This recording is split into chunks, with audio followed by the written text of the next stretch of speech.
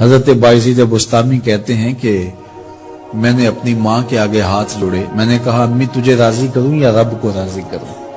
تو اپنے حق مجھے معاف کر دے، اللہ کو میں راضی کر لیتا ہوں۔ ماں نے کہا جاؤ پتر میں اجازت دیتی ہوں۔ گئے جنگلوں میں ذکر و فکر میں لگے رہے، تنہائی میں اس کو یاد کرتے رہے، دن رات ذکر کے چراغ روشن رکھے۔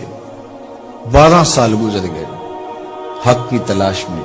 ایک دن واپس بستام کے قریب سے گزر رہے تھے، خیال آیا چلتے چلتے ماں کو سلام کر جاؤں۔ دروازے کو دستک دینے لگے تو اس خیال نے ہاتھ روک لیا کہ ساری زندگی ماں کو سکھ تو دیا کوئی نہیں، اب دکھ بھی کیوں دینے لگے ہو؟ رات کا ایک پہر بیت گیا ہے، سردیوں کی لمبی رات ہے، ماں بستر میں لیٹی ہوگی، تیرے لیے اٹھے گی، دروازہ کھولے گی۔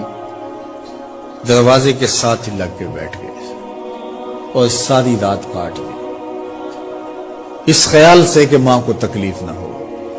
جب سحری کا وقت ہوا تو اندر سے جو نالی آتی تھی اس نالی سے پانی آیا، سمجھ گئے میری ماں تہجد کے لیے اٹھی ہے اور وضو کا پانی ہے، تو فوراً دروازے پہ دستک دی۔ اندر سے آواز آئی بیٹا بایزید میں ابھی آئی۔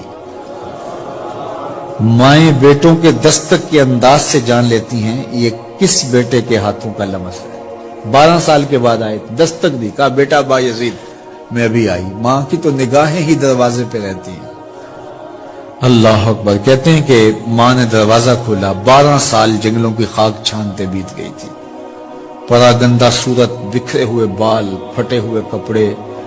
میری ماں کی جب نگاہ میرے پہ پڑی تو اس کی چشمان سے موٹے موٹے آنسو ٹپکنے لگے اور اس نے ایسے ہاتھ پھیلا کے کہا مالک میرا بیٹا بایزید تیری طلب میں نکلا تھا، تو نے ابھی تک اسے اپنا قرب نہیں دیا۔ حضرت بایزید بستامی کہتے ہیں 12 سال کی ریاستوں سے جو کچھ نہیں ملا تھا ماں کے اٹھے ہوئے ہاتھوں سے مل گیا۔ میں نے کہا مالک میں تجھے کہاں ڈھونڈ رہا ہوں، تو کہاں موجود ہے؟ تو ماں باپ کی رضا اللہ کی رضا کا دروازہ کھولتی ہے۔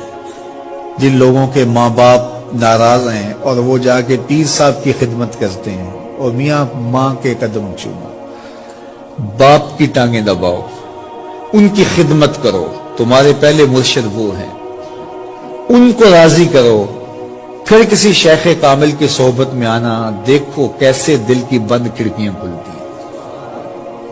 ایک مرشد تو ناراض کر آئے اور دوسرے مرشد سے تمہیں کیا ملے گا؟ تو راستہ یہیں سے کھلے گا۔